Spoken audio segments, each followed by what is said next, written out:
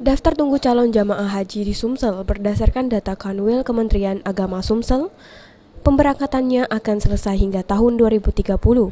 Untuk itulah calon jemaah haji diharap bersabar untuk menunaikan rukun Islam kelima tersebut.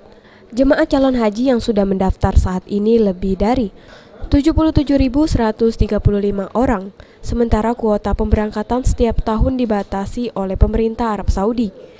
Bila dihitung dengan kuota haji yang diberikan kepada Sumsel sebanyak 6.988 orang per tahun, maka pemberangkatan diperkirakan bisa rampung tahun 2030 mendatang.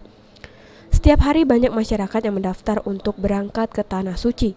Namun berhubung jatah pemberangkatan terbatas, diharapkan jemaah calon haji bersabar untuk menunaikan rukun Islam kelima tersebut. Pihak Kanwil Kemenak Sumsel mengajak masyarakat untuk tidak terpengaruh dengan pihak-pihak yang tidak bertanggung jawab, yang menjanjikan keberangkatan lebih awal. Sebab dengan kondisi seperti itu bisa saja dimanfaatkan oknum tertentu yang mengiming-imingi dapat memberangkatkan dengan cepat. Pemberangkatan jamaah haji sesuai nomor porsi yang sudah mendaftar. Julius Luman Gaul, PAL TV.